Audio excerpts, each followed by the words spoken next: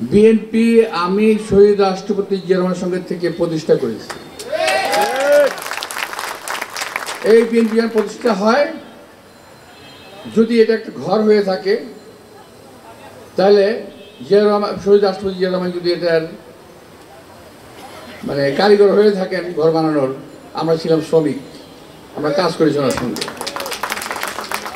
তো সেই শহীদ রাষ্ট্রপতি জিয়া রহমানের হাত ধরে রাজনীতিতে এসে পরবর্তীতে আমরা অকালে শহীদ রাষ্ট্রপতি জিয়া রহমানকে হারাই।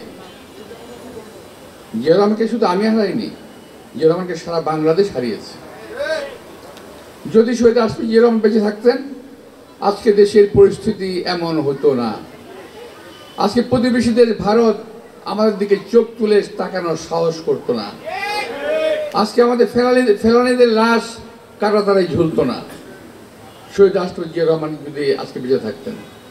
এবং উনি বিশ্বব্যাপী যে সুনাম অর্জন করেছিলেন, সেই কারণেই শহীদ রাষ্ট্রপতি জিয়া রহমানকে শাহাদাত বরণ করতে হয়, কুচক্রীদের হাতে তাকে জীবন দিতে হয়।